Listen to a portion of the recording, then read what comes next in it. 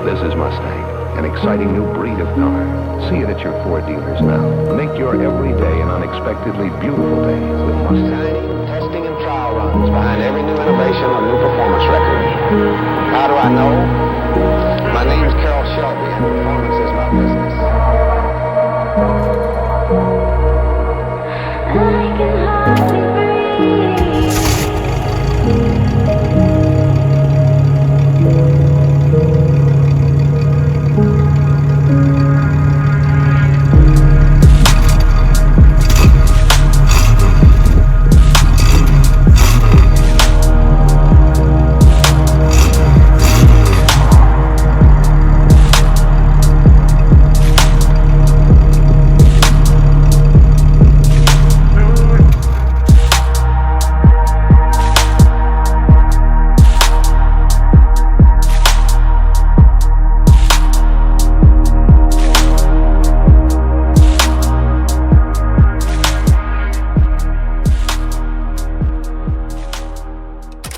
Practical enough for this family of 5, yet beautiful enough to be honored with the Tiffany Gold Medal for Excellence in American Design.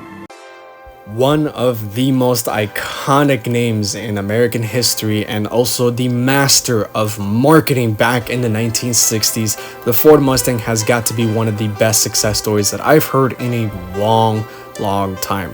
And there's nothing really special about the Ford Mustang. It was just literally based on a Ford Falcon, had nothing special in terms of performance. Yes, they eventually came with performance variants of this, such as the GT350, the GT350R, which was a racing version, and even had a GT500 back in the later 60s. But the Mustang really was just a beautiful coupe that looked way better than the Ford Falcon. So what made this car so successful? Well, marketing. Literally advertising everywhere in the United States, being the appeal to the family tradition back in the 60s, because SUVs were non-existent and sedans were existent, but it wasn't really much as a priority for safety, and the Mustang was the perfect execution, making sure that you had a great style but also having great affordability. And this whole marketing scheme with the Mustang started with none other than Mr. Lee Iacocca himself. Lee Iacocca had one mission, and that mission was to create a coupe that was small, cheap, and also very simple to work on. He had only 18 months to actually build something for Henry Ford II to where it would be advertised everywhere in the United States. After 18 months in 1964, he had this. This is a 1966 Mustang. The Mustang originally, when it came out as the first generation, came out in 1964. It was unveiled to everyone in the public. Everyone loved the car. They had an expectations of selling at least over 100,000 units within the first year, and they ended up selling well over that. In fact, in the first day, they sold 22,000. And on top of that, within their first year, they sold over 330,000 units. To say that this was a successful car is a bit of an understatement. So the original idea before the Mustang were to ever exist was the idea of what platform to use. Now, granted, with only 18 months, there was really no time to create anything all new. So the Ford Falcon was actually the perfect candidate for the platform on the Mustang. So parts are very easy to find, believe it or not, because these things shared parts pretty much identically all the time. Even the engines were pretty much identical. But this was the idea that Lee Iacocca wanted to use, as it was compact, it was small, and it was also pretty much relatively easy to work on. There was no advancements like we have nowadays with independent suspension, torsion beam suspensions, or anything like that. This was a pure solid rear axle suspension setup, and that's all they used. So they created a concept in 1962, eventually created the body in 1963, to then in 1964 to introduce the first ever generation Mustang. Alright, so I apologize about my phone being shaky. I just have it mounted on the floor. However, we're sitting in the 1966 Mustang. Now keep in mind, this is a resto mod, so it does have a couple things that the stock 1966 Mustang didn't have. For instance, the AC controls right here on the floor panel. Let me correct myself really quick and just say that the AC vents were actually stock in the Mustangs. It was, of course, a Ford accessory option, but it was there in the Mustang. That's not stock, that was modified. The window switches over here, this never came electrically powered, so this is also a resto mod.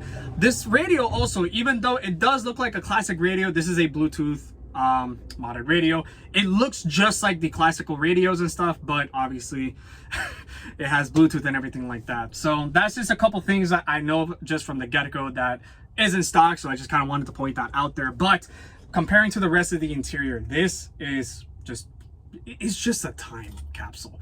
It's just so gorgeous. I love the classical gauges that you have right here up front. You don't have a tachometer. All you simply have is a speedometer, your oil temperature, your fuel gauge, your normal engine temperature, and the amps of, you know, the electric. So also what you do have is your classical AC controls over here. What you also do have is the classical wind fan, so that way you can actually just circulate some air in the inside of this car. This car gets hot very quickly. Right now I am about to drench in sweat. But anyways, talking about the other parts of the interior, this is also just simply, it's just so simple in here. I mean, the quality in the inside of this Mustang is, it's nothing like a modern car today. So that's just something that I just kind of want to really say out there. There's no way to adjust the steering wheel, obviously, from 1966. You kind of have to expect that. I love this actual simple toggle here where it's just turns, it's just a turn signal, but it just looks nice. You also do have your 3-speed manual over here and down here in the center area. There's no center console at all whatsoever here. It's just literally a whole tunnel where it has your drive shaft as well as the transmission with the bell housing just right in the bottom. So this is, that's all you really get in the inside of the Mustang. There is back seats, of course. I'm not going to even try to remotely sit back there, but they are there. It doesn't look as tight as some of the modern coupes that I've sat in, even in the modern Mustang. But this interior is just so gorgeous, honestly, and just in my opinion, it is just beautiful. The leather seats too, this is another resto mod. The Mustangs actually did not come with leather seats for quite. And let me correct myself once again. After doing some research with the Mustang and even talking to a couple of people who know about these classical Mustangs, it came with vinyl seats, not cloth. Some time, especially when they first came out. This is completely resto modded, so this is a couple things that I kind of wanted to point out there just while I'm sitting here and just while I'm just kind of amused to this. This interior is small too. I mean, all the panels in here are extremely thin. The A-pillars are super thin. The only big panel you have really is just the C-pillar in the back over there where it just has the coupe design and everything like that. It's rather large, but you also do have gigantic windows over here, so it's not really hard to see out of this car whatsoever. It's very simple. The nice, beautiful wood steering wheel that you have right here up front. First of all, me being 6 feet tall, I fit here, but it's kind of rather uncomfortable when I get in and out of the car. So my knees hit this steering wheel pretty rather hard, and if I were to get into an accident, I would be completely screwed. So that's just kind of like what you kind of deal with old Mustang like this. You can't adjust the steering wheel or anything like that. I'm sure you can modify it to where you could adjust it a little bit and stuff, but that's rather it. What also I like to mention, these are electrical window switches. The old Mustangs, when it's just all original, you do have rolling windows and everything like that. The owner actually put electrical windows in here, so it's rather easier to, you know, bring the windows up and down and stuff. And what I also do like, just kind of pointing that out, you do have this beautiful like wood trim piece over here just coming around the window. I've never really seen cars like this, and I just really wanted to kind of point that out here of just how cool that is. So anyways, closing the door, everything else, you do also have your automatic wipers, so that's rather cool. And you also do have your light switch, and then you also have a cigarette lighter just right here. So this is just beautifully simple and just gorgeous. I mean, the quality inside this interior, it really is not like a modern car today. Yes, there's not that much stuff in here, but back in the 60s, you just needed something simple, fun to drive, and just beautiful, and just has a good style to it. And that's what really made the Mustang successful. And when it comes to fun, the inline six was definitely not the option you'd want to pick. Now, granted, after 1964, they actually updated the inline six to make a little bit more power, and it had a bigger displacement, and it made just a little bit more power, just 120 horsepower. And when it comes to gas mileage, obviously on modern standards, it's embarrassing. From what I've been reading in forums, owners have been averaging around 18 miles a gallon. That's at best with the 3-speed manual transmission. Now, if you had a 3-speed automatic, which was also another option for the Mustang, it was so much worse.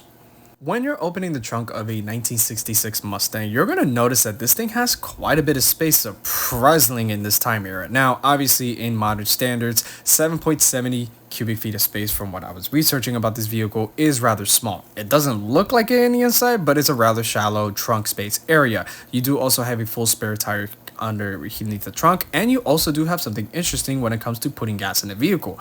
In order to put gas, there's no modern type of thing where you have a simple gas lid on the side. It's literally right at the rear of the vehicle, and you obviously see the tube in the inside of the trunk, which is what I showed. But yeah, that's literally how you put gas in your Ford Mustang back then. It was rather simple, and it was rather interesting to see what features they have shown in the Mustang.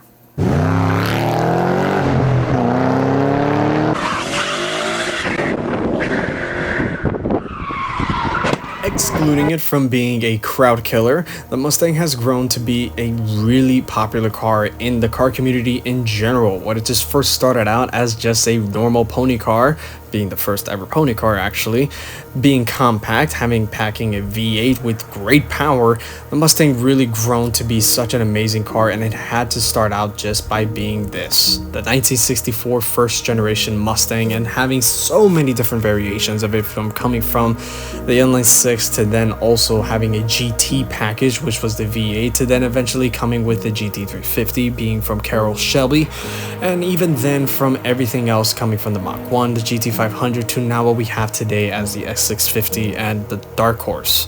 The Mustang really has shown its true potential of what it can be and what it is today, and now it is the only muscle car that you can buy today as 2024 is. In the Challenger and the Camaro, they're not existent anymore, and the Mustang really has shown its legacy of what it truly can be, and that is something that Ford has really worked hard on.